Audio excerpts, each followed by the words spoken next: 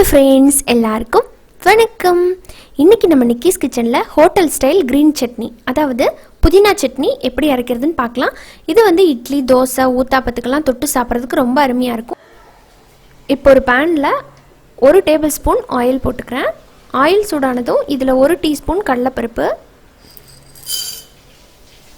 கூடவே 1 டீஸ்பூன் உளுந்து,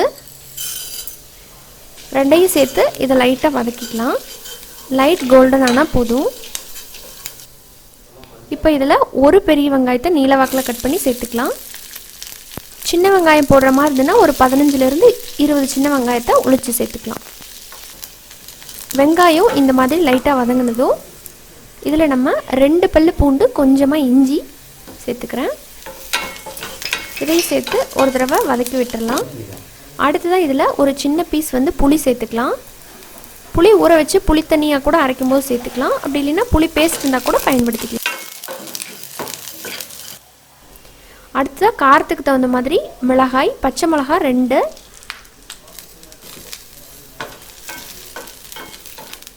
சேர்த்து ஒரு தடவை கலந்துட்டு இதில் நம்ம புதினா வந்து 1 கப் அளவுக்கு இதை வந்து நல்லா அலசி சேர்த்துக்கிறேன்.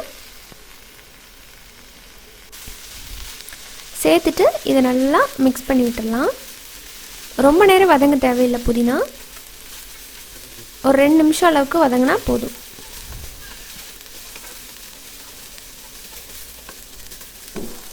இப்போ இதெல்லாம் ஓரளவுக்கு வதங்கினதுக்கப்புறமா இதில் ஒரு 1/4 கப் துருவன தேங்காய் சேர்த்து மிக்ஸ் பண்ணி விட்டுடலாம்.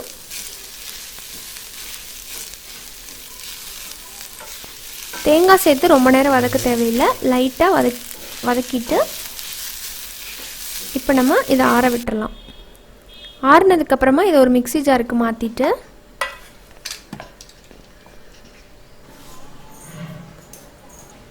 தேவையான அளவுக்கு உப்பு சேர்த்து தண்ணி சேர்த்து இதை நல்லா நைஸாக அரைச்சிட்டு வந்துடலாம்.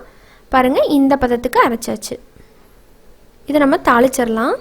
தாளிக்கிறதுக்கு ஒரு பேனில் 1 டீஸ்பூன் ஆயில் போட்டிருக்கேன். அதில் 1/2 டீஸ்பூன் கடுகு வெடித்ததும் 1/4 டீஸ்பூன் கடலைப்பருப்பும் 1/4 டீஸ்பூன் உளுந்தும் சேர்த்து ஒரே ஒரு காஞ்ச மிளகாய், கூடவே தேவையான அளவுக்கு கருவேப்பிலை போட்டு நல்லா தாளிச்சதை நம்ம சட்னியில் சேர்த்துற வேண்டியதான். அவ்வளோதாங்க, ரொம்ப சிம்பிள் அண்ட் டேஸ்டான புதினா சட்னி ரெடி ஆகிடுச்சு. இது வந்து இட்லி, தோசைக்கு ரொம்பவே நல்லாயிருக்கும். இந்த மெத்தடில் ஒரு தடவை புதினா சட்னி அரைச்சிட்டு உங்களோட ஃபீட்பேக் சொல்லுங்கள். இந்த வீடியோ உங்களுக்கு பிடிச்சிருந்ததுன்னா மறக்காமல் நம்ம சேனல் நிக்கிஸ் கிச்சனை சப்ஸ்கிரைப் பண்ணிவிட்டு கூட இருக்கிற பெல் சிம்பிளை அழுத்திடுங்க. அப்போ தான் நான் இனிமேல் போடுற வீடியோஸோட அப்டேட் உங்களுக்கு உடனுக்குடனே நோட்டிஃபிகேஷனாக கிடைக்கும். இன்னொரு இன்ட்ரெஸ்டான ரெசிபியோட உங்களை மீண்டும் சந்திக்கிறேன். நன்றி, வணக்கம்.